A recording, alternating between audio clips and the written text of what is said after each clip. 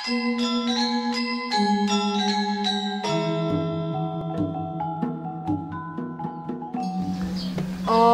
Swastiastu.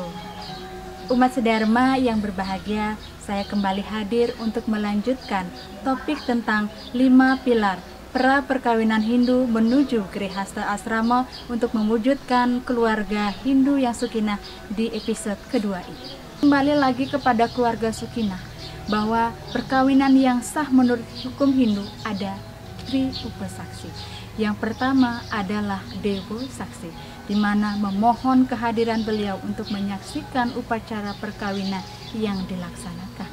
Kemudian yang kedua ada Manusia Saksi, yaitu saksi berupa manusia dari pemangku, kemudian dari perjuru yang akan menyaksikan bagaimana proses perkawinan dilaksanakan. Dan yang ketiga adalah Buta Saksi, yaitu saksi dari para buta ketika melaksanakan upacara biaka. Kemudian ketika sudah melaksanakan upacara perkawinan, kita tidak boleh melakukan kekerasan dalam rumah tangga. Inilah yang harus diketahui. Kemudian yang ketiga ada psikologi perkawinan. Psikologi perkawinan akan mengarah kepada sikap mental serta tanggung jawab pasangan Hindu ketika ia sudah memasuki jenjang Grihasta Asrama. Akan ada peran baru, akan ada swadharma baru yang akan didapatkan oleh pasangan Hindu.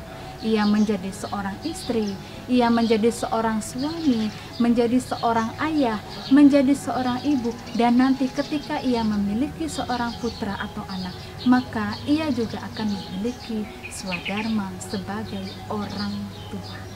Di mana dalam Niti Sastra Adhyaya 8 Sloka 3 disebutkan ada 5 tugas dan tanggung jawab dari orang tua. Yang pertama adalah sang ametuakan, ialah yang melahirkan para putra-putra yang seputra ini. Kemudian yang kedua adalah sang nitya maweh binojana, yang artinya bahwa orang tua memiliki kewajiban untuk memberikan kehidupan, memberikan makanan dan minuman kepada anak-anak. Yang ketiga adalah sang mangupadhyaya, yang artinya orang tua memberikan pendidikan kepada putra-putrinya. Karena jika kita berbicara tentang pendidikan, maka keluargalah pendidikan informal, yaitu tempat pendidikan yang utama dan pertama. Kemudian sang anyangaskara, tanpa disadari ketika pasangan Hindu memiliki anak diawali dengan upacara menggedong-gedongan sampai nanti akhirnya kembali lagi ke upacara perkawinan anak. Kemudian yang terakhir adalah sang matulung urip ritat kala mare bahaya. Itu artinya orang tua memberikan perlindungan kepada anaknya agar ia merasakan keamanan dan kenyamanan dalam keluarga Hindu untuk mewujudkan keluarga Hindu yang sakinah. Kemudian perlu diingat, sebagai masyarakat kita adalah makhluk sosial, akan ada peran baru kita sebagai krama bangga, kemudian lingkungan yang baru, sehingga kita harus bisa menyesuaikan, mengadaptasi diri kepada lingkungan yang baru. Kemudian yang keempat adalah kesehatan reproduksi. Tujuan perkawinan adalah peraja, yaitu melahirkan keturunan yang suputra, sehingga organ reproduksi memiliki peranan yang sangat penting. Karena apa?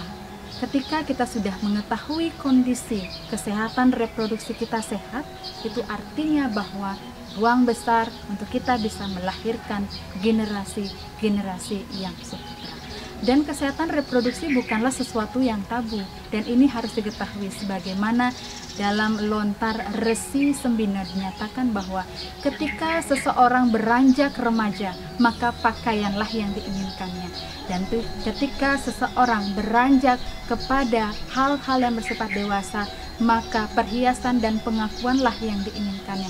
Dan ketika seseorang yang sudah layak memasuki jenjang perkawinan, maka sekslah yang diinginkannya. Itu artinya apa? Seks dalam agama Hindu itu bersifat suci sebagai sebuah pendakian spiritual, terutama dalam upaya untuk mewujudkan keluarga yang sakinah.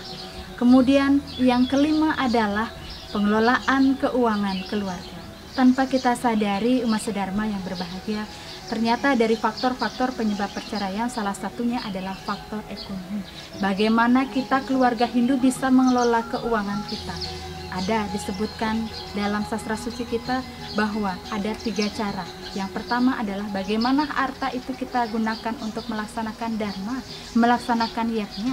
Kemudian yang kedua adalah bagaimana harta kita bisa gunakan untuk bisa memenuhi keinginan kita, kebutuhan kita. Dan yang terakhir adalah bagaimana harta tersebut kita gunakan kembali untuk bisa melakukan suatu usaha-usaha untuk bisa menghasilkan penghasilan untuk memenuhi kebutuhan hidup kita. Baiklah umat sedharma yang berbahagia, demikian yang dapat saya sampaikan. Semoga bermanfaat bagi kita semua. Saya akhiri dengan Paramasanti. Om Santi Santi Santi. Matur susun.